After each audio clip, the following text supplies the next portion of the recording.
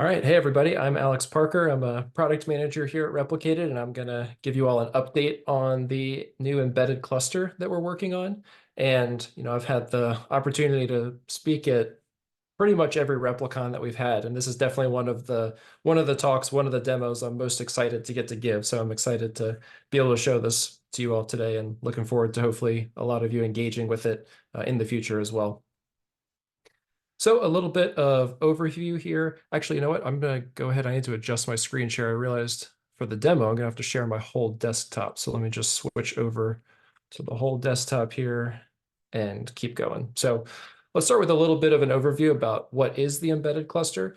So this is going to be a total redesign of curl to help you ship your application in a Kubernetes cluster as an appliance that's easy to install and update and manage. So you might have heard different terminology for this project over time. At the last Replicon, we talked about this and called it Helm VM, which was sort of an internal name that we're not using anymore. Some people have called this curl v2 because it's a successor to curl.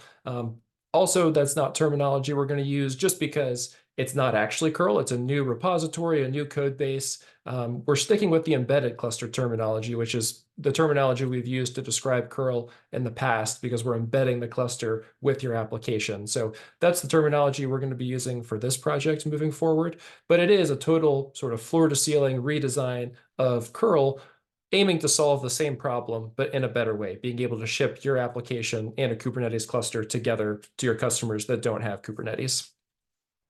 So some of the benefits of this embedded cluster are 4 times faster installation approximately. So, curl installs for like your first node, for example, can take anywhere from maybe, 10, 15 minutes, kind of 12 minutes on average, let's say. We're seeing more like a 3-minute installation for your first node for the embedded cluster. So much faster to install. We have unified updates for the application in the cluster. So this has been, we'll talk about this more in this presentation, but this has been a big sticking point for a lot of people working with curl. The fact that that update wasn't done together, it was disjointed. So that's being addressed here with the embedded cluster. We're requiring less Kubernetes knowledge or interaction to use this. So the point of the embedded cluster is that your customers don't have Kubernetes. They have a VM and you're bringing Kubernetes. So the more we can abstract away from Kubernetes and make it easier for them to operate and use, the better it's going to be. We have a redesigned admin console experience, which largely relates to that previous point that we're trying to drive more of the interactions through the admin console rather than how it was with curl, where most of the work had to be done using the curl, bash script for installing it and going to the CLI and sometimes even using kubectl. We're trying to drive more of those actions through the admin console and redesigning it in the process. And then also enhanced multi-node cluster support. A lot of our customers use curl with just a single node, but there are many that have multi-node clusters as well, and embedded cluster has much better support for setting up and managing and configuring multi-node clusters. So let's talk a little bit about installation to start. So let's compare this installation experience with our current embedded cluster product, which is curl. We've already mentioned 4 times faster installation, but it also comes with a CLI with simplified output. So if you've used curl before, it's a bash script that just gives you an absolute wall of text when you run the installer. Very difficult to parse and understand. So we'll see in the demo today that the installation is much simpler. It's a true CLI, very easy to understand output as well.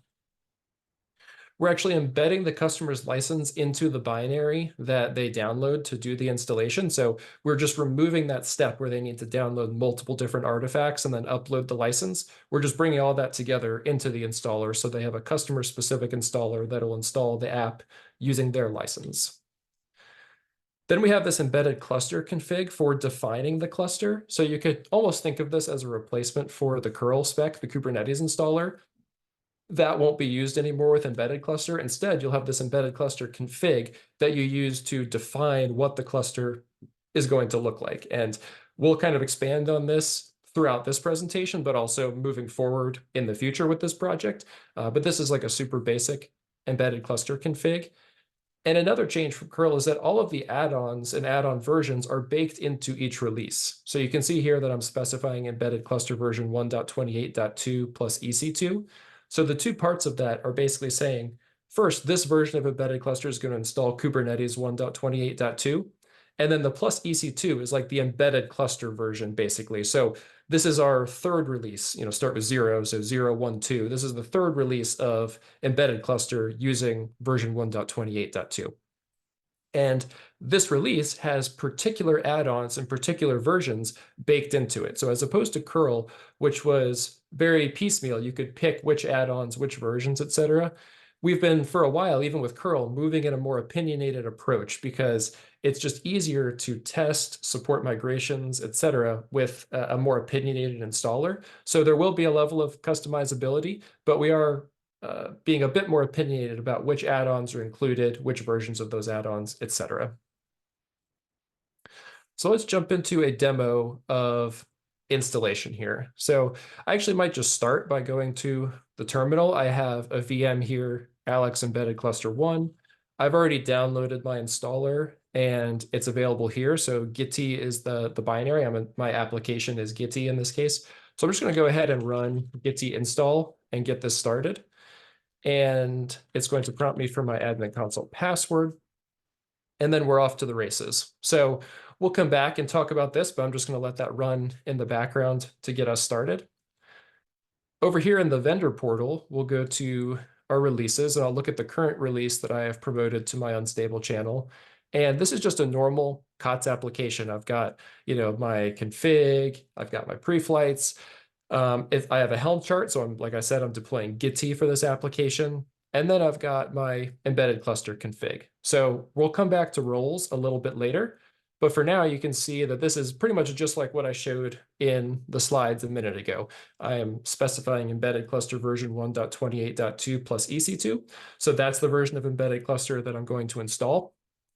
Now, as far as enabling the use of this, we've got an embedded cluster config here. So that sort of signifies that this release supports being installed with an embedded cluster.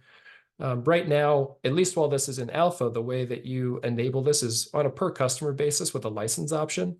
So I've got this embedded cluster customer, and I've enabled the embedded cluster binary license option. So this basically means that when I go to the download portal and I go to the embedded cluster tab, I'm going to be able to download the embedded cluster binary in addition to maybe the normal curl stuff if I'm using that as well. So this is like an example of what that download portal would look like. I have my 0.1.18 release of Gitee here. I've got my, my AppSlug, my Gitee Mastodon embedded cluster binary, and I can download that. So obviously I already went ahead and did that. I put that on the machine, ran the install. So we can see that it's running right now.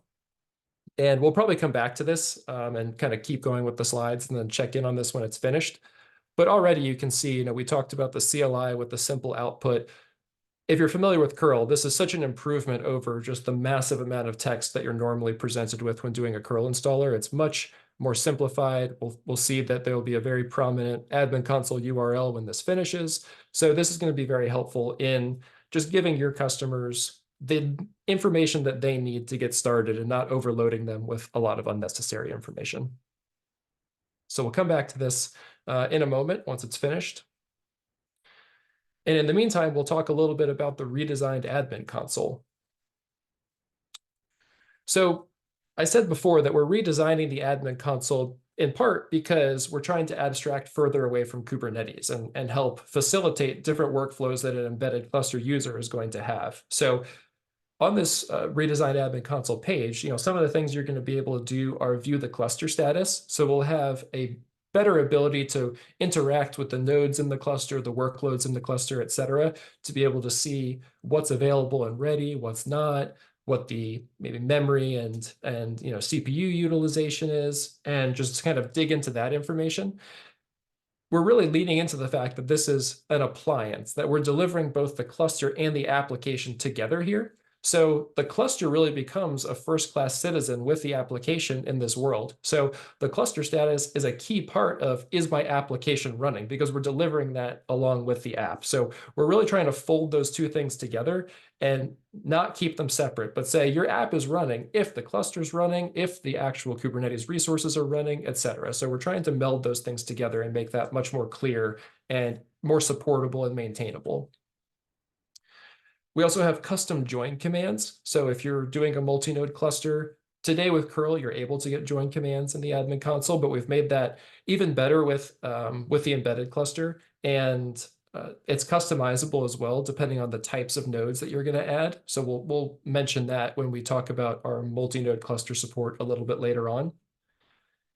And then finally, abstract away from Kubernetes. So again, we're just making sure that we're able to drive as many user actions as we can through the admin console and help users to interact that way instead of forcing them to the command line, forcing them to a bash script or to using kubectl, driving that stuff through the admin console, making it easier to operate and use.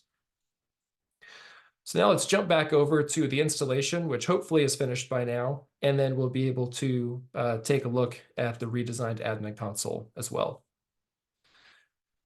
Awesome. So we can see that that installation did finish, and shockingly, all that output fit on one screen, which is such an improvement over curl. We've got the admin console URL right here. So let's visit this. Going to prompt me for my password. And one change you'll notice here right off the bat is that it's bringing me to the cluster page. Now, for a single node cluster, this might not be the case, but if you think about a multi-node cluster, if you're setting up a multi-node cluster for your application, your app likely doesn't work or doesn't work right on a single node. So the flow we're trying to accommodate here is you need to get the cluster set up first, and then you can proceed to configuring and deploying the application and everything like that. So we're bringing you to this cluster management page first because ultimately, this is going to allow you to add the right nodes, et cetera, to make sure that cluster's in the right spot. So we'll talk about that a little bit more later as well. But I can see, I've got my Alex embedded cluster 1 node. I can see the role, which we'll come back to. I can see that it's ready, see the CPU and memory utilization, click into that and see some information about the cluster, what workloads are running here, et cetera. So I can see all my COTS pods and things like that here. And then, when I'm ready, I would just click continue, and that would bring me forward to the, to installing the app and everything. So I can add my node. We're going to come back to this in the next section of the demo, but I'll just go ahead, click continue. My config, we'll just pass by this. The pre-flights are pretty quick for this application. I'm just checking the Kubernetes version, and then I'll go ahead and deploy my application. One new thing you'll note here, this looks pretty similar, but we have this cluster state here. Now, this isn't the experience that it's going to be ultimately. We just kind of stuck this in here for the demo today, but this is just trying to show that the cluster state is a key part of this application and something we want to be reporting on. So my cluster is up to date, it's good, it's installed, it's healthy, et cetera. And we still have the status informers for the application. So in the multi-node demo, we're going to come back to this because right now my application actually isn't deploying. And the reason for that, to look ahead a little bit, is because this application requires specific nodes to be present in the cluster for my application to run. So it's not able to run yet until we've fully baked that cluster together. And then I can always get back to my cluster management page here if I want to see, what that cluster looks like, et cetera. So that's a look at the redesigned admin console. And again, we're going to be adding a lot to this, but trying to drive as much of that functionality through here as is possible and reasonable. All right, enhanced multi-node support. So a lot of this comes back to the embedded cluster config that I mentioned earlier. And we can see that I've added on a new section here to the embedded cluster config. And that's because this allows you to define node roles with associated Kubernetes labels. So the concept of node roles basically allows you to say what the role is of a particular node. So this could be for something like workload scheduling. So these are associated with Kubernetes labels, so you can ensure that your workloads are scheduled to the right places. Or maybe you have an AI application that needs a GPU present and certain workloads need to run on that node with the GPU. So at baseline, roles enable us to do that out of the box. They might be extended in the future too to install certain drivers or things like that. So there's a lot more that we could potentially do with roles to make sure that nodes are set up in the right way when they're joined to the cluster. So in this case, we can see that I have two different sections of roles. The first is the controller role. Now, every Kubernetes cluster has to have a control plane. So the controller role is a required role. And the first node of the cluster is always going to be a controller. So that one is required, but you can customize it. So like in this case, I'm renaming it to my management nodes. I've got a Kubernetes label here. And then I've also got a custom role. So in this case, I've created an app role and given that the app true label. So basically what I'm doing in this demo is trying to separate the control plane from my workers and say, I want all my management stuff to run on my management nodes, and I want my application to run on application nodes, which are going to be worker nodes in this case. So we'll see that in the demo shortly. Another benefit of this enhanced multi-node support that we'll see is much faster joins with nodes. With curl, a join can take some time. You'll see here that node joins are almost immediate. It takes a little bit of time for the Kubernetes resources to be deployed on that node and get it up and ready, but the join happens super quickly. In the future, we're looking to extend this embedded cluster config to also support some validation for the cluster. So if your application requires, if you want to have a certain topology, like you want to have 3 controller nodes and then 5 worker nodes, or you need some number of GPU nodes and some number of database nodes, or however it is, we're looking to add some validation there to make sure that the customer's cluster has to meet those requirements, those parameters, before they're allowed to move on and deploy the application on it. In the future, we're also looking into potentially allowing you to provide IPs and SSH keys during the installation and have multi-node clusters get installed and set up in a single command. So instead of even having to SSH to a node and run a join command yourself, you could just provide the IPs and the SSH keys, and embedded cluster would set up that entire multi-node cluster in one fell swoop with that one command. So those are a couple of things we're looking forward to adding in the future here. So now we'll jump into a demo of enhanced multi-node support. So we'll come back over here and go back to our add node modal. And you can see that I've got my different roles present here. And so I could have this be a management node, I could have it be an app node, I could have it be both. And you'll see that the join token here changes with any of these changes that I make, because the token sort of traces back in this system to what role is this node going to be. So I want this to be an application node because that's where my app is going to run. So I'm going to go ahead and copy this and switch over to a second node that I've created. And lost connection with it though, so let's just bring it back real quick. There we go. I already have my Gitty command line here as well. So I'm just going to run this join command. And we'll see that the join is super quick. Again, like I said, it'll take Kubernetes a little bit of time to actually come up and be ready, but the actual join finishes super quickly, just like that. And in fact, if I go back to the admin console real quick, already I've got that second node showing up here. I can see that it's got the app role, and of course it's not yet ready. So we're going to come back here in a little bit to check in on that. But within a couple of minutes, basically, this second node is going to get added to the cluster.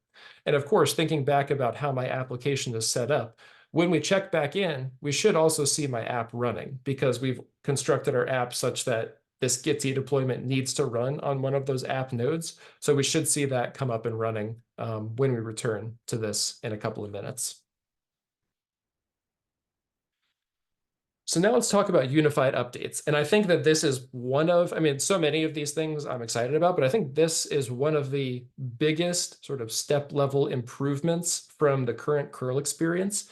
We've gotten so much feedback from our current customers about the fact that updates in a current curl cluster are so disjointed. We say that it's an embedded cluster, so we're bringing the app and the cluster together, but then the problem is, on the initial installation, yes, you run one command, you get your cluster, you get your admin console and your application, but then updates diverge from there, and you have to go back to the command line and rerun your Kubernetes installer to update the cluster. And you've got to go to the admin console and check for updates and deploy updates there to update the application. And there's nothing that ties those two things together. And in fact, they're promoted separately to the channel too. So there's nothing that even links a particular release together with a particular Kubernetes installer. So there's not even a great way to test and make sure that all of your customers are getting the same installation every time. And so those are all things we're trying to address here with the unified updates. So remember that this is an appliance that's easy to not just install, but also update and manage. So we're constantly trying to tie those things better together and make that experience easier. So with embedded cluster, deploying updates in the admin console is going to update not just the application, but also the cluster all in the same time. So it's basically a one-click update to deploy the whole thing. And you'll notice even back in the vendor portal, my embedded cluster config is in my release. So each release is tied to a specific embedded cluster version that I'm going to use. So there's a tight coupling between the app and the infrastructure that it's going to run on. And then those things are updated in tandem as you iterate on your application and push out new releases. So let's take a look at that. So we'll come back over here. Let's give us a refresh, see if that node, okay, so that node is ready. So we might be able to check in and see if my app is running yet. Yep. So cool. So the node joined, and now because of that new app node being present, I've got my Git deployment all set and running. So let's try to do a demonstration of an update now. So come back to my releases, and I already have sequence 19 created, and you'll notice that this is basically the same embedded cluster config, but I've changed the version. So before it was 1.28.2 plus EC2. Now I've got 1.28.4 plus EC3. So I'm basically going to be doing an upgrade from 1.28.2 to 1.28.4 as a part of this demonstration. So I'm going to go ahead and promote this to my unstable channel. If I come back to here and check for updates, we can see it's fetching that update and pulling it in. It'll just take a second to create that. I'm just going to go ahead and deploy this real quick to get it started. So this is going to start by deploying the application updates. Once that's done, it's going to move on to updating the cluster. And so that's all going to happen as part of this single deployment. And you can see my cluster state has already switched to upgrading. So behind the scenes, this cluster is already starting to upgrade. One thing to note, and there it is this is part of the experience we're going to be improving in the coming weeks and whatnot. But COTS is running on that controller node. And so as it's being upgraded, COTS comes down. So we're going to have a better experience here where COTS doesn't just lose connection and give you this error. But fortunately, before that happened, we were able to see that the cluster started upgrading. So this upgrade is happening behind the scenes right now, and we'll check back in a sec and see its completion.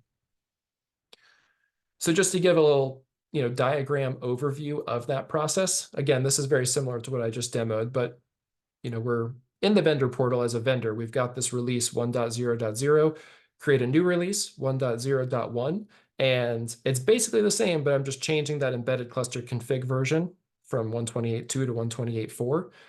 What my customers are going to do is check for updates in the admin console and pull in that new release. First, it's going to deploy any changes to the application. So I've got these green application workloads that are being updated as a part of that. Once that's done, the cluster is going to get upgraded. So I can see here that my Kubernetes version is upgraded from 128.2 to 128.4. I've also got the COTS admin console in green here because the add-ons that are deployed as part of embedded cluster like COTS, OpenEBS is what we're using today for storage, and there might be some other add-ons down the line. Those should also be updated as a part of this process. So while we're waiting for that update to finish, let's talk a little bit about what's next, what we're working on, and what you all can look forward to.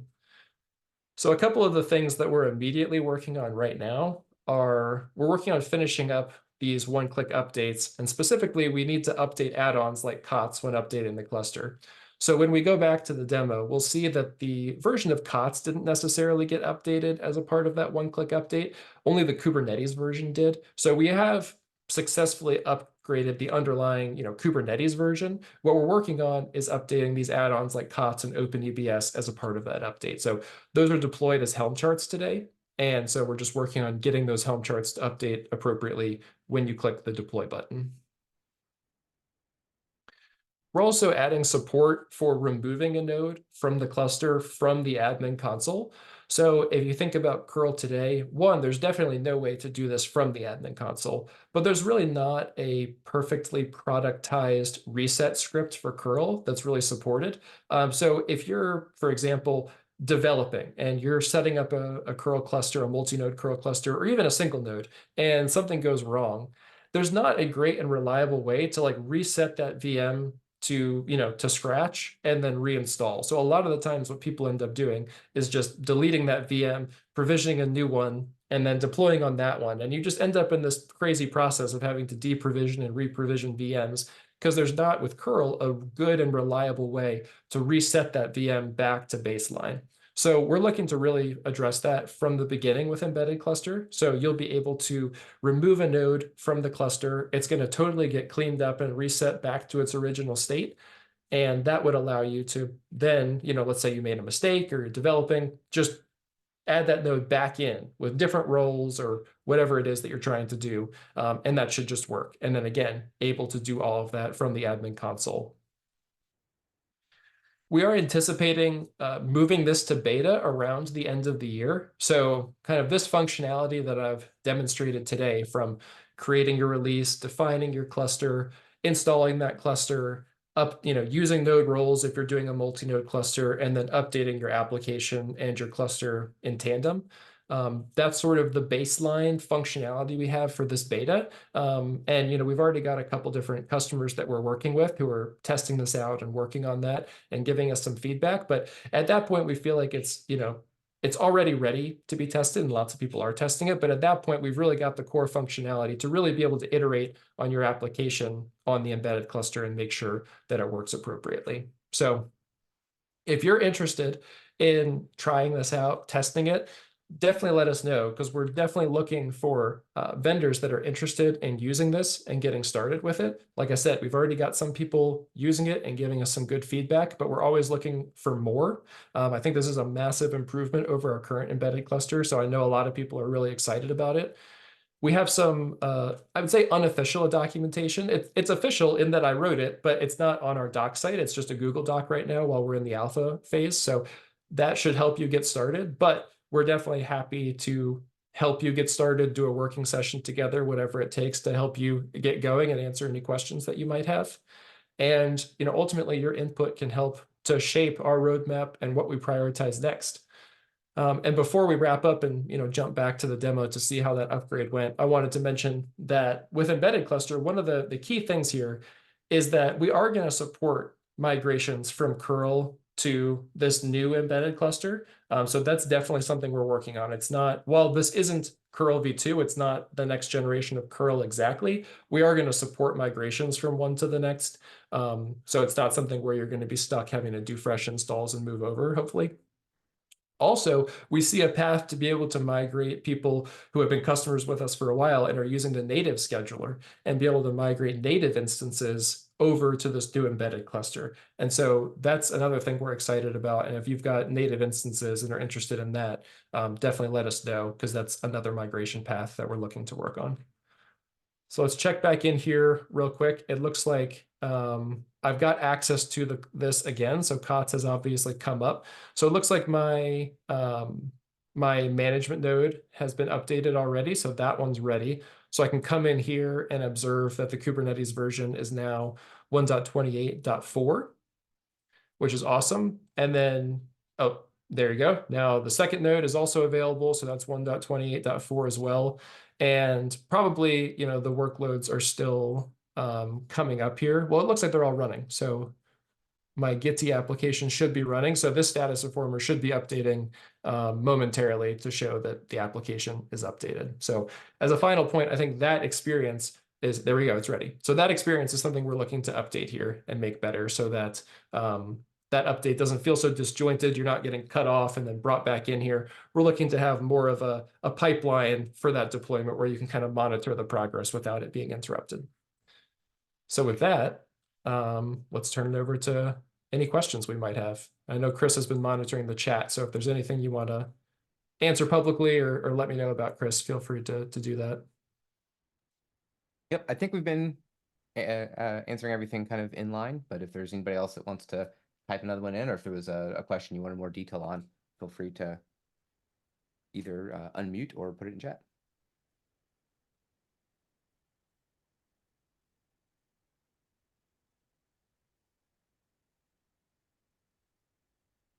When do you think the air gap will be available with embedded cluster? Yeah, that's a great question. It's definitely a high priority. It's definitely something that we're going to support, likely ahead of the general availability, for instance. So it wasn't on our list for this beta, but it's definitely coming, likely, I would say, in the earlier part of next year would be my rough timeline. It looks like we had a question there, Alex, in chat. Do we have any expectations right now, when GA or a release date would be? Yeah, similar timeline, sometime early next year. I know we've got a couple customers that are interested in rolling this out to customers in the February and March timeline, so we definitely would be shooting for that. But yeah, sometime in early 2024 would be the goal.